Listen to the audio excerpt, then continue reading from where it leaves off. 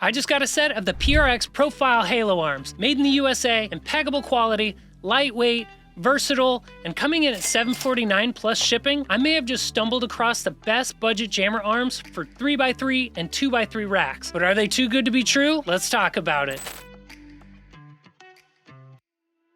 These jammer arms came in 2 boxes and everything was well packed. Amazingly, there wasn't much assembly required. The little box had the weight horns, handles, and hardware. The big box had basically the 2 jammer arms pre-assembled. Before I go any further, I have to admit that my review of these arms may be a little biased. Jim Pin and I did help with some of the design elements. That being said, this is still my first time seeing them in person and actually using them, so my reactions and feedback are genuine. Jim Pin and I are being compensated for our design input, and I'm an affiliate, so if you purchase using my link, I'll be double dipping, which is awesome, and I appreciate your support. Back to the build. The arms use a C-channel and pop pins to attach to the rack. Arguably, that's the easiest way to attach a jammer arm to a rack. The weight horns bolt on. I used a 15/16 ratchet to tighten the bolts. The handles screw in using these beautiful knurled knobs. Boom! Done in less than 10 minutes. Once everything is tight, these arms are ready to go. The Profile Halo arms are built out of a 2x3 tube rather than a 3x3, which is unique for jammer arms. It allows them to be lightweight and cuts down on cost. It also means they can attach to 2x3 racks in addition to 3x3 racks, which is pretty rare. Aside from the cheap imported ones on Amazon, no one else really offers jammer arms for 2x3 racks. Oh, wait! There is one thing I forgot to mention. This thing!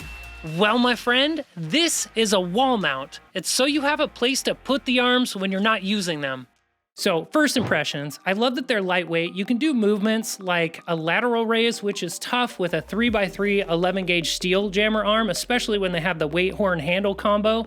I love the fact that they're pretty short. That contributes to them being lightweight, but also means that they take up less space when you're not using them. I love that they're basically ready to use out of the box. I'd say minimal assembly required. These handles are interesting, and they're unlike anything I've seen on the market. They're super easy to attach and detach, and they can flip down and effectively extend the length of the arms, which is really cool.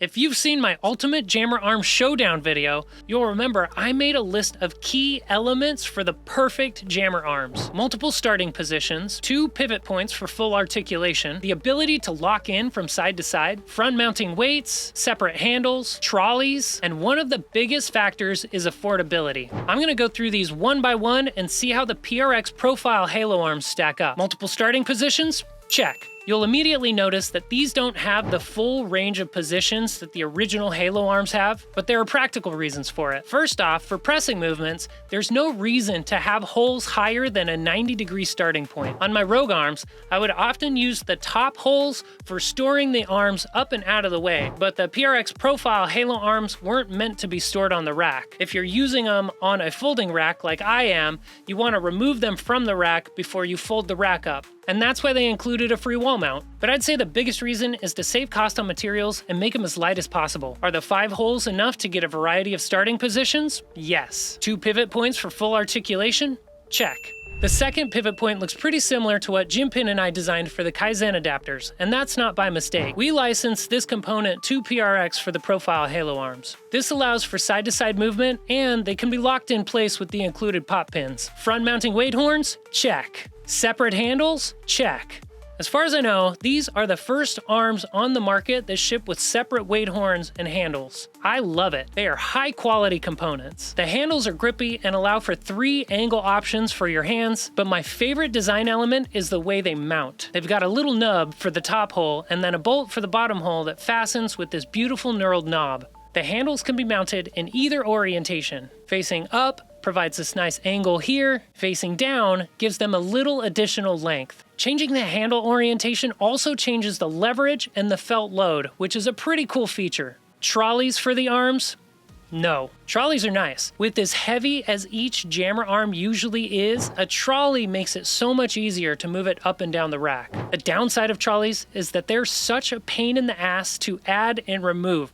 once you put it on, it's staying on there. PRX opted for a C channel and pop pins, which makes it so much easier to add them to the rack and take them off. Making them lightweight definitely helps when moving them up and down the upright, but it's still not as easy as a trolley. Here's a pro tip. Lock the pivot points in place when moving them up and down and when removing them from the upright and putting them on the wall mount. Affordability? Check. At $7.49 plus shipping, these are incredibly well priced, especially with the additional wall mount. Shipping costs are going to vary depending on your location, but from Fargo to Indianapolis, shipping for me was about $140. That still puts the grand total at less than $1,000. If you look at what jammer arms are available in the sub $1,000 price range, the Griffins are $899, Crandalls are around $849. In my opinion, the Profile Halo arms offer the most features and are probably the best bang for your buck. Now, at the time of this recording, there is no 1-inch version available. The 3x3 version only works with 5/8" holes. I hit up Justin from PRX when I was putting this video together, and he said they're looking into it, so stay tuned. Now that I've covered the basics, it's time to talk about the frivolous upgrades to take these arms to the next level. None of this stuff I'm about to say is necessary at all. I just geek out on this stuff. So here are my recommendations. The first thing I did was add the AbMat plate spacers to the weight horns. This helps increase the resistance at the bottom of the movement. You can use collars in lieu of plate spacers, but the idea is to get the weight farther out on the weight horn. Another fun upgrade is the Rohrman Strength Megalith handles. I have the 5/8" version, which is perfect for these arms. With front mounting weights, you do have to be aware of the clearance between the handles and the weights. I ended up moving my weight horns up one hole, and then with the plate spacers on there, it gave enough clearance to use the Megalith handles. The articulation of the handle helps to get rid of the arc that you typically feel with this kind of lever.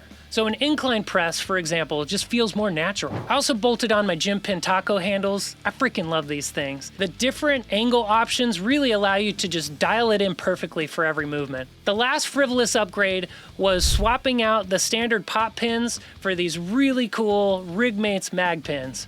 It got me thinking. On the standard pins, you can actually unscrew the cap, which is the same way that the Rigmates attaches to their pins. Now, as it is, the threading doesn't match up, so I can't put a Rigmates head onto a PRX pop pin, but I do think it would be a cool mashup.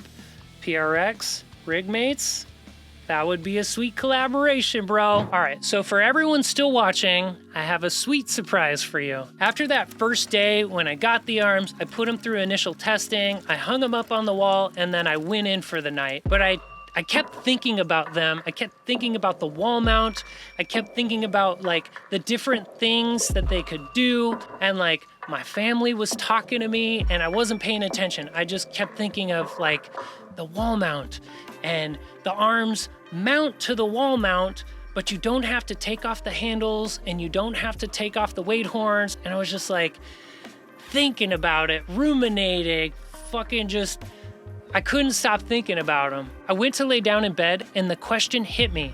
Does the wall mount allow the arms to be used as a lateral raise? I raced out to the garage to test my theory.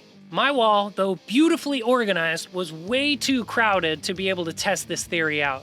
I removed the mount from the wall, attached it to the upright, I attached the arms, and boom.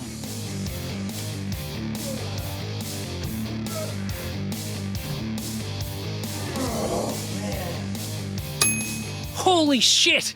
It actually works! I texted Justin to see if he knew about it. Nope, no one had thought about that. To be clear, the upright that I mounted to is not made to withstand this kind of torque, and the holes, as is, the holes don't properly match up with rack hole spacing, but the idea is solid.